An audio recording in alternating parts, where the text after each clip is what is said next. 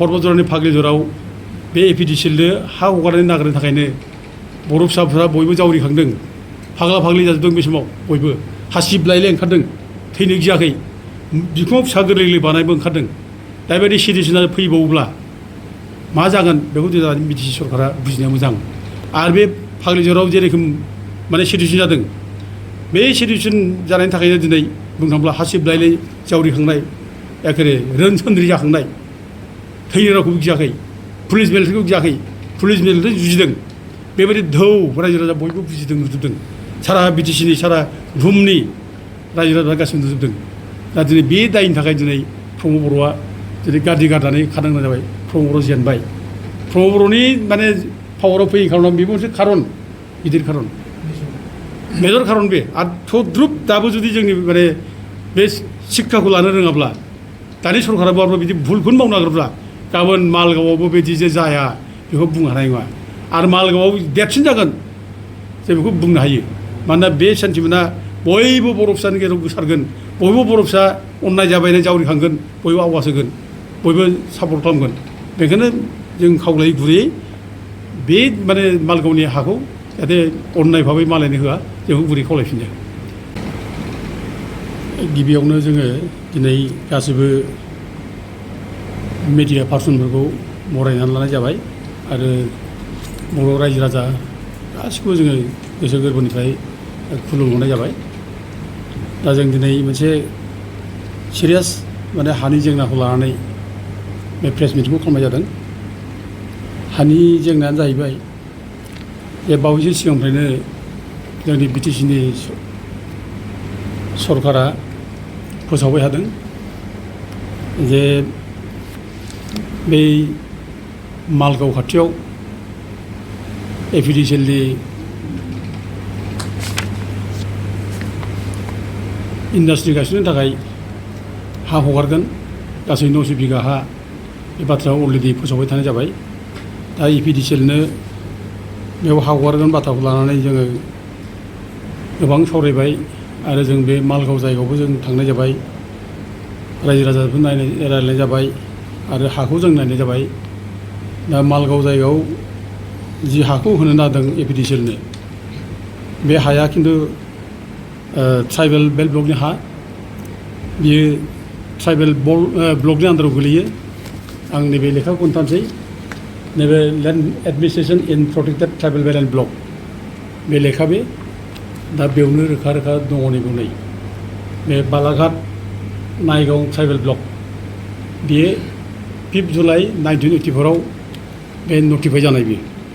5 July 1984 notify जानाय बालागाव Naigaon tribal block दा बे ट्राइबेल ब्लकनि आन्दाराव बे एपिडिसिएलखौ गायसननो नागिरदों दा अदेबानि जोङो दासिमबो नटिफिकेसनखौ मोननाय जायाखै दा बिथांमोना अलरेडि एनाउन्स खालामबाय आरो बिटिसिनि चिफ मानगोनां हाग्रामा महिलारिया बिथाङा बुंबाय थादों जे बे एपिडिसिएलनो हा हगारनायखौ आगोलनि सरकार प्रमद बर'आनो बेखौ फोसावलांखादों बेनो बेखौ माने सेलेक्ट खालामना गालांखादों बे बाथ्राखौ बुंदों दा जिहेथु हाया ट्राइबेल बेल्ट ब्लकनि आन्दाराव गोलैयो ट्राइबेल ब्लकनि आन्दाराव गोलैयो बेनिखायनो जोंनि बुंनांगौआ बेनो जे प्रमद बर'आ बे हायाव एपिडिसिएलनो जायगा होदोंब्लाबो बे भुल खालामदोंब्ला जोङो दिनै बेखौ रेक्टिफाइ खालामनांगौ दायथ'आ जोंनि दानि बिटिसि सरकारा मानगोनां हाग्रामा महिलारिया बे प्रमद बर'आ होलांदों होननानै जों बे भुलखौनो मावनाया उसित नङा दा बेखौ रिभिउ खालामनांगौ दा बेखौ फोसाबनांगौ मानोना नों ट्राइबेल बेल्ट ब्लकआव नों 1 इन्सि हा मालायनो हा हगारनो हाया बाथ्रा बे ओमफ्राय लोगोसे जोङो माने बुंनांगौ बाथ्रा मा जे एपिडिसिएलनो हा हगारदोंब्ला बेजों जुदि जोंहा लाब जागोन बादि मोनदोंब्ला बिटिसिआ रायजो राजाफ्रा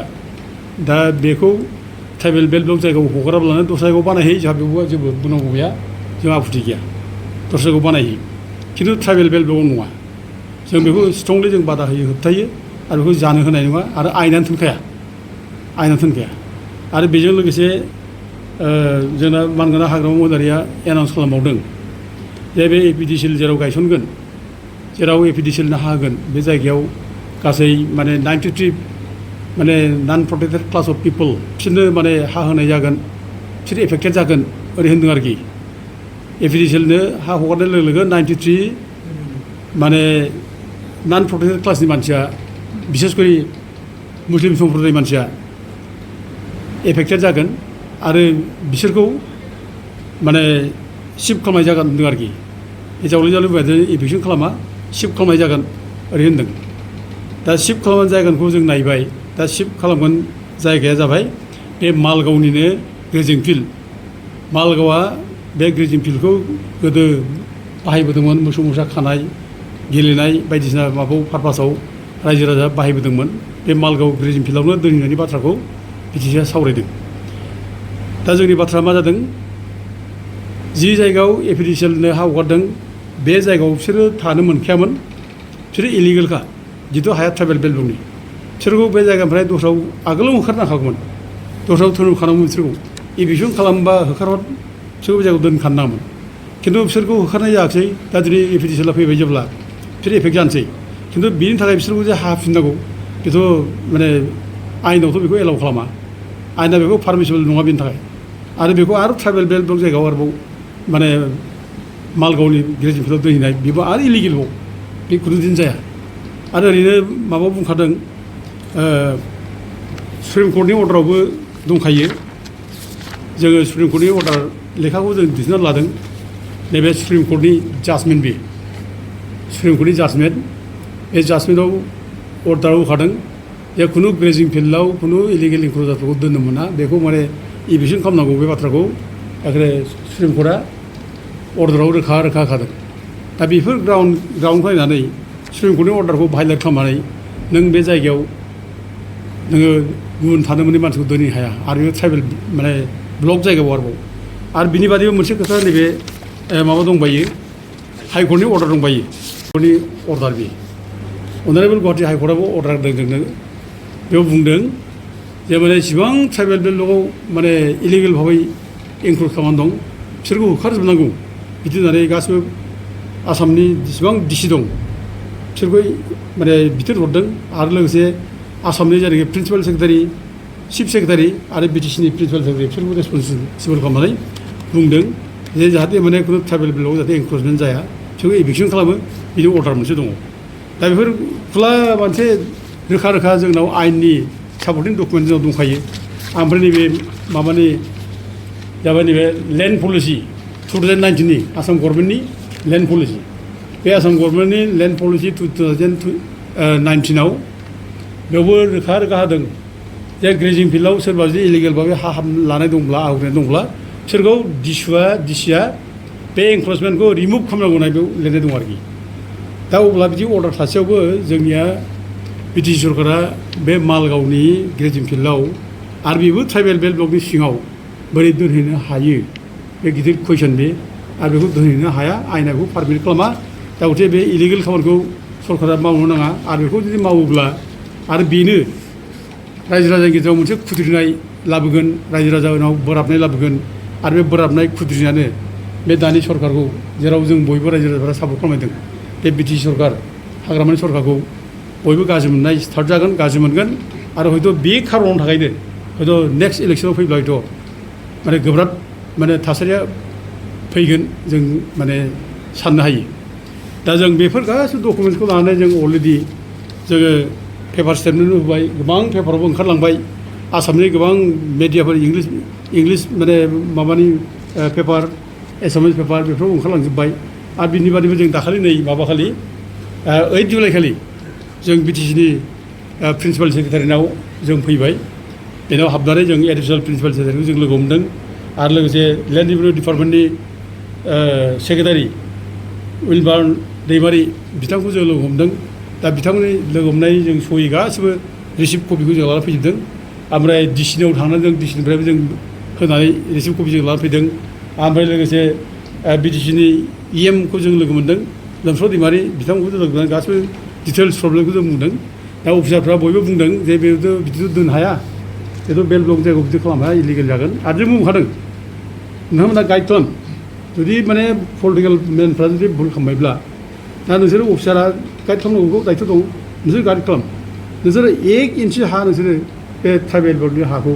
नों एफिडिसिएलाव होनो हाया आरो बे 1 इन्सि हा नोंसोर बे रिभिलेजननि थाखाय नोंसोरो हा हगारनो हाया जों बे बाथ्राखौ जों खुलायैनो जों बुंबोदों बेनिखायनो जों दिनैबो जों खावलायगोन जे बिटिसि सरकारा जाहाथे थाबैनो बे डिसिजनखौ रिभिउ खालामो बेखौ खावलायो ओमफ्राय लोगोसे जों दाखालि जे बिटिसिनिफ्राय एनाउन्स खालामनाय जों मोनदों जे जायफ्रा माने एफिडिसिएलनि थाखाय एफेक्ट जाबाय दा बे एफेक्ट जानाय मानसिफोरनो फेमिलिफोरनो 2.5 लाख खरि होगोन बे बाथ्राखौ बुंनाय जादों दा जों खोनानानै खोब गोसोआव माने गाज्रि मोनदों दुखु मोनदों दा जायफ्रानोखि खुनु माबा गैया बिस्रा थानायनि राइट्स गैया दा बिसोरबायदि मानसिखौ साना हौवा जों 2.5 लाख होनो नागिरनाय बेफोर रायजो राजानि गोसोखौ आघात होयो दुखु खालामो दा बेफोरखौ जोङो साननाया मोजां रायजोफोरनि माबाफोरखौ जोङो बुजिनो सेस्था खालामनाया मोजां दा दिनै बेबायदि समाव आंनि माने बुंनांगौ बाथ्राया बेनो एफा क्रुसियेल बे सिद्धान्तखौ गिलुबालु सिद्धान्त बे नों ट्राइबेल माने बेल्ट ब्लकखौ सिफायनानै बेयाव एफिडिसिएलनो हा हगारनाय बेबायदि देरसिन नों सिद्धान्त जानो हाया बे डेक्साट्रिक सिद्धान्त बे ओमफ्राय बेजों लोगोसे ट्राइबेल बेल्टनि माने ब्लकनि सिङावनो नोङो सोरबा माने गुबुन हारि मानसिखौ नोङो रिभिलेट खालामनाय बेबायदि देरसिन नों माने गाज्रि एग्जाम्पल जानो हाया दा दिनै बेफोर डिसिसनखौ दिनै बिपि पार्टिया जयै सावरायना सावराया बाथ्राया दिनै कुइसन जायो आरोखि ज' सावरायना सावराया पार्टियावलाय पार्टि लेभेलाव बेखौ सावराया दा सावरायबाथ' ज' सावरायलायनानै बेखौ जों माबालायनो हायो रिभिउ खालामनो हायो दा बिदि जानो नाङा दा बिदि जायाब्लानो जोंना माने बिटि सिफनि मानव गिदिर हाग्रामा मैदेरा गाव हारसिं डिसिसन लायो नामा दा बे हारसिं लायोबाथ' बे बिराद भुल जागोन बियो बिदि जानो मोना दा गथिखे बेफोरखौ पार्टि लेभेलाव मोजाङै डिसिसन जानांगौ पार्टि लेभेलाव सावरायनांगौ आरो पार्टि लेभेलाव सावरायनानै बेफोरखौ माने डिसिसनखौ लानांगौ दा जों बेखौ खावलायहरो दा जों दिनै माखासे बिटिसिनि जायनाखि स्टेटमेन्टफोर दा जों बेखौ नुब्ला नायब्ला जों नुयो एसे बिटिसिआव एसे डिसिप्लिना एसे माने ब्रेक जानाय जों नुयो आरोखि डिसिप्लिनखौ एसे बायनाय बायदि जों नुयो आरोखि दाखालि मोनसे स्टेटमेन्ट होबाय इउथनि सासे रेसपन्सिबोल मानसि बे बुंबाय जे टेटनि माने इसिबां माने एग्जाम होनाय पास जानाय साख्रिखौ बिसोर थाबैनो खैदिननि गेजेराव होजोबसिगोन ओरैनो बुंबाय आरोखि दा रायजोफ्रा खुसि बयबो होनबाथ' मोजाङानो दा नै दा बिनि उनाव सप्ता खनसे उनाव आरो जोंना माने बिटिसिनि मानगोनां EM रबिराम नार्जारिया होनबाय दा टेटनि जायनाखि माने टेट एग्जामाव पास जानाय बिसोरनो जों दानो साख्रि होनो हाया होनना बुंबाय दाना बे हाइकर्टनि माने माबा दं डाइरेक्सन दं केस दं हाइकर्ट केस दं सुप्रिम कर्ट केस दं ओरै होनबाय आरोखि दा बे रोखोम जुदि माने माबा दङब्ला अब्ला जोंनालाय बोरैथो माने सासे इउथनि लिडारा बेखौ रिन्जुनाय बर' होदों आरोखि दा इउथनि लिडारा मारै बिदि बुंनो हाखो बेथ' डिसिप्लिन गैयि जायाखै होनबा बे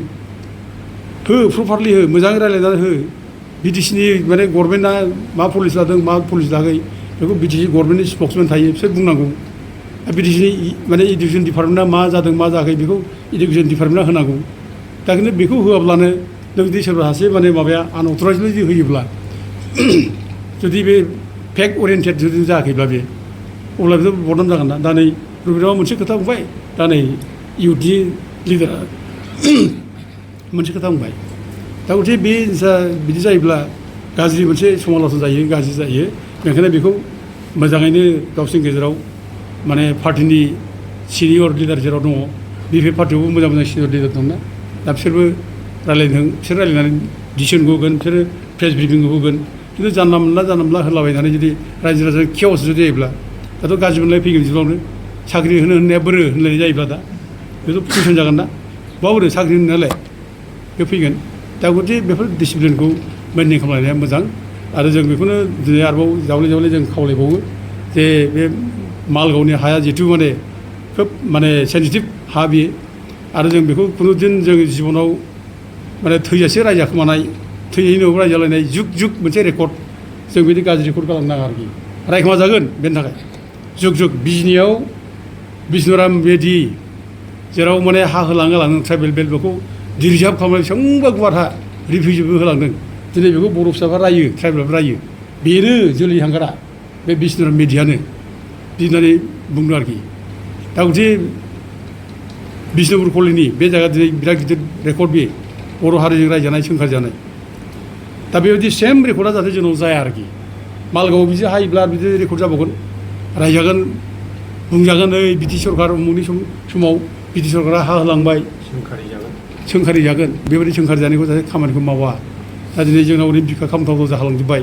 दिनै जोंनि हाखौ जों प्रटेक्ट खालामनो हायाखिसै गोबां जायगायाव दिनै थाखिमारि गामिया बर' गामि दरसे गामि बिसोर गारनानै फैजोब्बाय गैलिया नायब्ला थाखिमारि गामिमोन बे गारनानै दा गैलिया बर' गामिया बेयाव गैलिया जोब्बाय आरो बे 2014आवबो गसाइगाव बे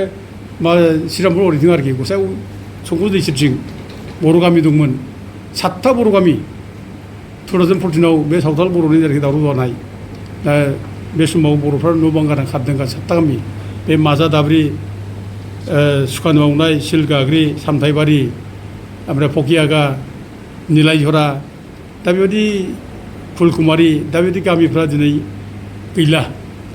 बर'फ्रा गामि गारना फैबाय बिसोरखौ दोनहैफिननायनि बेबस्था लानो हायाखिसै दा बेफोर जोंनि थाखाय बिराद गाज्रि माने दुखुनांथाव एग्जाम्पल आरोखि जों बिटिसि मोनबाय 6 सिडुल बिटिसि दा जों बिटिसि 6 सिडुल मोननायनि उनावबो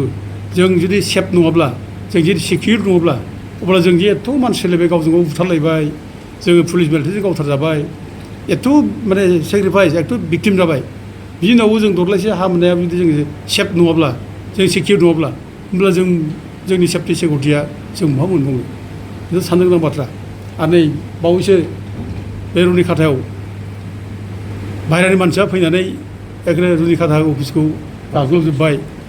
बयनिबो मेगनाव गां जों ससियेल मिडियायाव नुबाय फरेस्ट डिपार्टमेन्टनि राइफल बानलायनानै एखेबारे सावहैलायनाय लानानै थांनाय जों नुबाय दा एथ' गाज्रि घटना गावनि 6 सिडुल एरियायाव थैजों सोरजिनाय बे 6 सिडुल एरियायाव मालाया दिनै फैनानै एथ' दादागिरि खालामबाय एथ' अननाय खालामबाय दा बिनि सायाव जों जेबो एक्सन लानो हायाखै जों दा बे खालामबाय थादों जे बे हाग्रा ओनसोलाव गोबां माने इलिगेल बाहेरा मानसि हाबनानै थाबाय दं इनक्लुजार्स माने बिसोरखौ आइडेन्टिफाइ खालामनांगौ बिसोरखौ इभिकसन खालामनांगौ जों बाथ्राखौ बुंबाय थादों दाबो जुदि जोंनि सरकारा बेखौ जुदि नायाब्ला बेखौ जों गोसो होआब्ला होमब्ला जोंनि सेफ्टि सिकिउरिटियाबो थागोन माखासे बोसोरनि उनाव जों नायदो जों जायगायाव जों इलिगेल जों माने मालायनि आथिं सिङाव जों थानो गोनां जागोन गियै जों गङै थाबायनो गोनां जागोन दानो जोङो नाहा थांनो हाला अबा माने साम' खननाय नाथुर जुनाय गुरनाय जों थांनो हाला दा बे अबस्था दा मालगावनि रायजोफ्रा बेखौ बुंदों जोंनि जायगायाव बिदि माने ना गुरनो हानाय जोंनाव पजिसन गैलिया माने मोसौ मासे जों खानो हाला मोसौ मासे जों मोजां मोसौखौ लानानै थाङो बोरमा दाउ गोमायो जोंहा बेबायदि परिबेस फैबाय बेनिखायनो जों दिनै बिटिसि सरकारखौ जों खावलायै गुरैयै बिथांमोना जाहाथे बे मालगावनि माने हाखौ जाहाथे माने एपिडिसिएल हगारा दस्रायाव माने ट्राइबेल नङि जायगायाव ओमफ्राय बे माने मालगावनि बे ग्रेजिं माने फिल्डआव जायनाखि मानसि दोनफैना दों बेखौ जाहाथे दोना बेनि थाखाय जों खावलायो आरो जोङो बुंनाय जायो बे दुखु दाहानि समाव निदान खैफोदनि समाव रायजो राजाफ्रा जेब्ला खैफोद जायो जों अरायबो गसंथागोन जों अरायबो जों बिसोरो लोगो लाफागोन जों अरायबो फिन जानानै जों बाथ्रा बुंगोन दा जों रायजो राजाखौ जों बे बाथ्राखौनो जों बुंनाय जायो आरो जों बावैसोनि बे जायगायाव आरोबाव थांबावगोन जों आरोबाव दा जोबनायाव जों आरोबाव बिटिसिनि खुंगिरि बिथांमोनखौ जों खावलायो जाहाथे बिथांमोना बे जायनाखि एपिडिसिएल होनाय डिसिसन बेखौ रिभिउ खालामो आं बेखौ खावलायबावनाय जाबाय गोजोन्थों जायो दा बिटिसिआ दिनै गुलुंजों जागासिनो दं आसाम गभर्नमेन्टआ बिटिसिखौ बोरै गोदना सेरनानै नाख्रेबनो बे सानगासिनो दं दा दिनै बिटिसिआव माने गार्जेन मिनिस्टार दिनै हरबाय रावबो बुङाखै खिन्थु जों गोसो दुखु मोननानै दंगासिनो दं गार्जेन मन्थ्रि आसामनि गार्जेन मन्थ्रि बोरै थाफैनांगौ बिटिसिआवलाय बिटिसिखौथ' बिटिसिनि इएमफ्रानो सालायदोंना आरो 6 सिडुल एरियायाव आसामनि खुनु मन्थ्रिया खामानि गैया बेयाव गार्जेन मन्थ्रि फैनो मोना डिसिफ्रा खामानि होआ बेयाव बिटिसि सालायो दा खिन्थु दिनै बिटिसिआव गार्जेन मन्थ्रि हरनानै दिनै बिटिसिनि इएमफोरनि पावारखौ दिनै खस्थ'यै खालामनाय जों नुदों आरोखि इएमफोरनि पावार बिटिसि पावारखौ दिनै नाख्रेबनो नागिरनाय प्रमद बर'नि समाव बिदि जादोंमोन आरो सेम माने पलिसिखौ दिनै हाग्रामानि समावबो खालामनो हादों बेनिखायनो साबधान जाहाथे बिपिएफआ दानि माबाफ्रा पार्टि लेभेलावबो सावरायो मोजाङै गुवारै डिसिसन लायो जों बेखौ दिनै माने खावलायहरनाय जायो आरो नै मोनसे उदाहरन आं होबावना दिनै बावैसो गभर्नमेन्ट अफ आसामनिफ्राय health and family welfare department Dispur नै बेनिफ्राय हरदों डिस्ट्रिक्ट ओमफ्राय मोनसे जाबाय नैबे माबानिफ्राय office of the director health service Assam हेंग्राबारि गुवाहाटि बेनिफ्राय लेटार फैदों बे लेटारनि गेजेरजों बिटिसिनि ग्रेड 3 ग्रेड 4नि जायनाखि माबाफोर बिनि एपइन्टमेन्ट पस्टिं बे गासैबो ट्रेन्सफार बिटिसि खालामो खिन्थु दिनै आसाम गभर्नमेन्टआ खालामजेनबाय नै आसाम गभर्नमेन्टआ खालामजेनबाय दा आसाम गभर्नमेन्टआ खालामनो हाया बे बिटिसिनि बाथ्रा बे बिटिसिआसो बेखौ खालामगोन सोरखौ सोर अबाव ट्रेन्सफार खालामगोन सोरखौ अबाव हरगोन अबाव हरा बेखौ बिटिसि खालामगोन दा बेनो बे माने आसाम गभर्नमेन्टआ बिटिसिखौ जे दिनै गोदना सेरनो हादों बिटिसिखौ गावसोरनि आखायाव लांनो हादों दा बेनो मोनफा मोनफा खारन होननानै जों बुंनो हायो खारना बे आरोखि बे माने दस्रा जेबो गैया जाहाथे बिटिसिआ आसाम गभर्नमेन्टनि सिङावनो थायो आसाम गभर्नमेन्टआ जाहाथे बिटिसिखौ गोसोबादि सालाय हायो दा बेनि खारन जागोन आरोखि बेफोर आरोखि बेखायनो दिनै बिटिसिनि खुंगिरिफोर आरो बिपि पार्टिनि मावथिफ्रा ज' जालायनांगौ क्रिटिकेल डिसकासन जालायनांगौ बे हारसिं एनाउन्स होनाय हारसिंनो बुंलांनाय बेखौ गारनांगौ रायलाय दा रायखोमालायबाय थानाय जों खोनाबाय थायो जे जोंना चिफ सारा जोंनि रायलाया चिफ सारा माने हारसिं डिसिसन लायो हारसिं माने एनाउन्स खालामो बे बाथ्राखौ दिनै पार्टि मानसिया बुंबाय थायो जोंनि सायाव खोनाहोयो दा बिदि मानो रायलायबाय थानोबालाय नोंसोर टेबोलाव रायलाय डिसिसन ला बे लस जायोब्ला बे माने माबा जायोब्ला प्रब्लेम जायोब्ला बे प्रब्लेमा चिफ हारसिंनि प्रब्लेम नङा बे बर' जाथिनि प्रब्लेम बे बिदि सिक्सनि प्रब्लेम बे बेखायनो जाहाथे बयबो ज' सावरायनानै डिसिसन लायो आं बेखौनो खावलायहरो